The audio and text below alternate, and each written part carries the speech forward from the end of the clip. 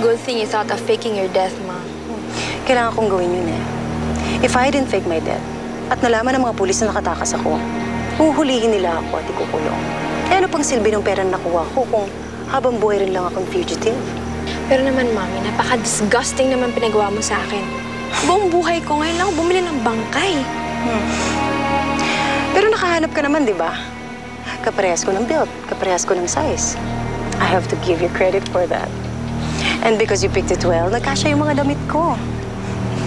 And all you had to do was smash your face. At naisip ng mga Coast Guard na ako yung nakita nila. Mrs. Kibara! Mrs. Kibara? Ano na sa mukha niya? Sapat ng ebidensya yung bangkay para kasuhan natin si Rico ng murder. Kawawang Tito Rico. Nagdurusa siya sa kulungan for a crime na hindi naman talaga nangyari. Buti nga sa kanya. Let him rot in jail after all the trouble he has put me through. Nakita mo sana ang reaction ni Bea, Mami. All her hopes down the drain.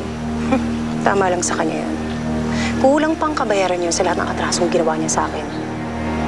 Kung ako lang ang masusunod eh, kung gustuin kong makitang mabulok yung babae niya sa mundo. What? Magpapakasal kayo?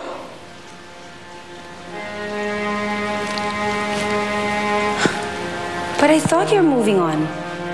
Ma, nag-usap na kami ni Darwin. Ay nako, Ziri. This is not the first time I've heard this. Nag-usap na naman. Tapos, mamaya, umiiyak ka na naman dahil sa kanila ni Bea. Tita, kung ano man po na magitan po sa amin ni Bea, alam ko po tapos na talaga yun. Ayun nga po, magpapakasal na nga po kami ni Ziri, oh. Pakakasalan mo ang anak ko.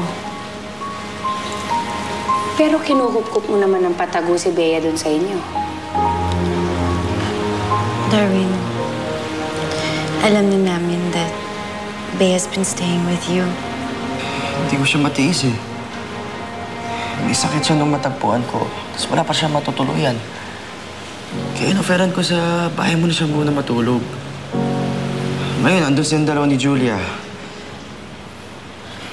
Tita, Siri, sasabihin ko sana sa inyo. Kaso naisip ko baka apekto lang sa kondisyon mo eh.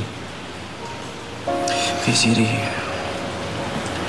Sinabi naman sa akin ni Bea, oras na makahanap siya ng trabaho at malilipatan, aalis siya agad sa amin. Okay. Sinabi ko naman sa'yo eh, hindi na magiging issue sa atin si Bea. Sana magtiwala ka na sa akin. Tita Cheska, sana kayo rin po magtiwala sa akin. Sana magtiwala kayo sa akin na magiging mabuting asawa ko kay Ziri. Ay, nako. Ano pa nga ba magagawa ko? Kita mo namang head over heels in love sa iyong anak ko.